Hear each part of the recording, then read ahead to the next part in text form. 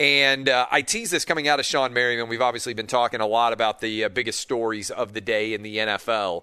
But I got to tell you, one of the all-time dumbest decisions made by any player I have ever seen happened at the end of the Florida LSU game. And I'm guessing most of you have seen the shoe toss, LSU, the LSU winning by a foot. I'm guessing most of you have seen the way that shook down. But my goodness, I can't even imagine being a Florida player. I mean, that shoe toss, and if you didn't see it, LSU was on offense. Florida gets a tackle. LSU's going to have to punt. It's a tie game. Florida has gone up and down the field all day. They were going to be in great shape to potentially get a game-winning field goal. Worst case scenario, ideally, if you were a Florida fan there, the game goes into overtime. You figure you have the better offense. You're in great position. And then the tackle is made, and as the player gets up, Marco Wilson, I believe was his name. You can make sure that I got that name right for you out there, Dub. He has a shoe that comes off on the LSU tight end that he's tackling, and he just throws the shoe probably 20 yards down the field. I mean, it was an absolutely crazy spot to be throwing the shoe as far as he did. And in that scenario, suddenly LSU gets a first down. They then bomb through a 57-yard field goal, which is even crazier. And then they're in this ridiculous spot where Florida comes all the way back down, kicks a 51-yard field goal, and in the process, they end up losing that game. And look, I think they would have lost to Alabama anyway. I don't think there's very much likelihood, if you look at the way that Alabama is playing, that there was, very, very much chance of Florida pulling off the upset. But this is still one of the dumbest plays I've ever seen. And what would be frustrating about it to me is it's not a play where you can excuse it away, by which I mean, hey, if you're trying to tackle somebody and you happen to catch their face mask by accident, that stinks, and it would be awful to lose a game as a result of that.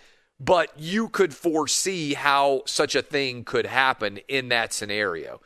But to have it happen like this, where it's totally an idiotic move, and it's such an idiotic move that I haven't seen anybody other than Dan Mullen actually come out and say any kind of defense at all.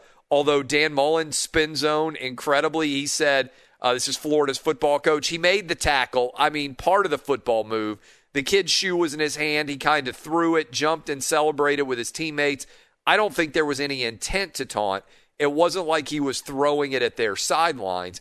But the way that the whole thing went down, and the way that it all may well have ended, not just Florida's chances to make the playoff, but it might well have taken Kyle Trask out of the running to be the Heisman Trophy winner.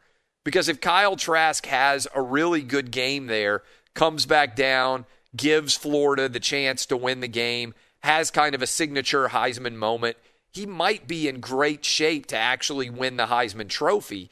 Instead, not only is Florida probably out of the playoff running, but they're not even going to be in a position where, hey, at least if you win, you're guaranteed to be in the playoff. I think things probably have to break Florida's way in order for the Gators to get into the playoff now.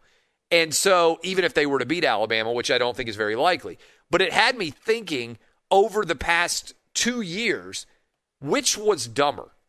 Was it the shoe throw, or was it last year, if you remember, Elijah Wilson, the Ole Miss peeing incident that ended up getting flagged as a celebration, and then Ole Miss misses the field goal? And I was actually sitting around debating between the two, which was actually a dumber play, which was worse. And ultimately, I got to say, first of all, I can't even imagine what it's like to be in the locker room. And I'll ask Joel Klatt about this. You just heard me asking Sean Merriman about it.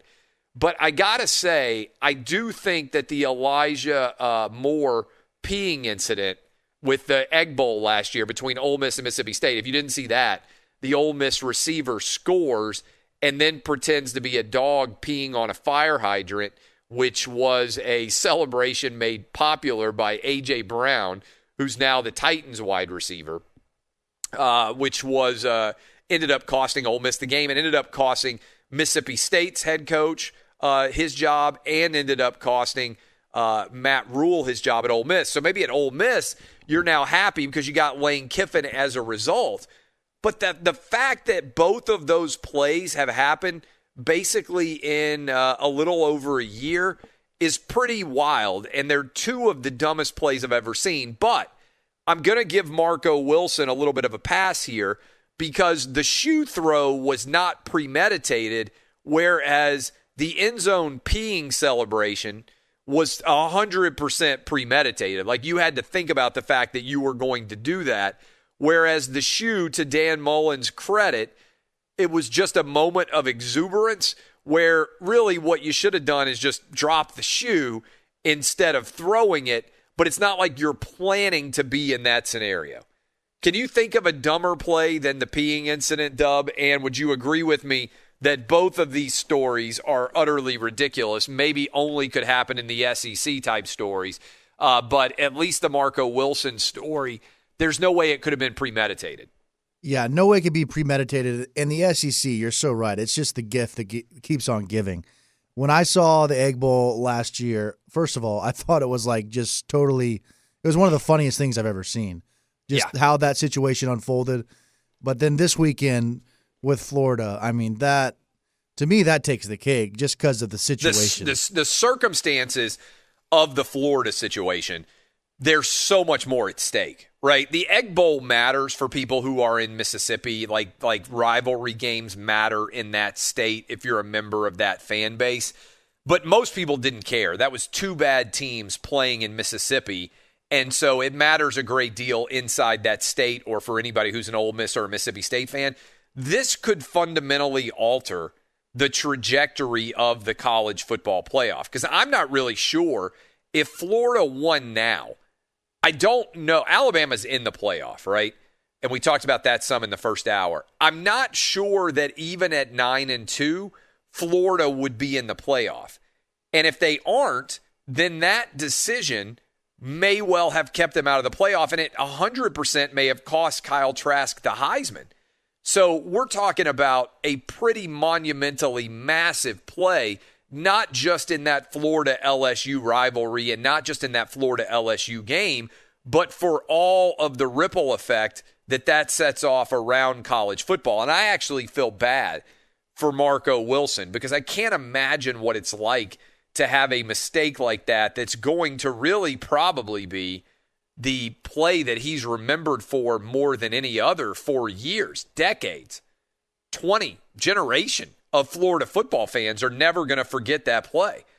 And for LSU and Coach O, what an incredible win in a season where it felt like LSU was totally lost. Suddenly they go on the road and beat Florida in a massive upset as a 20-plus point underdog. It's incredible.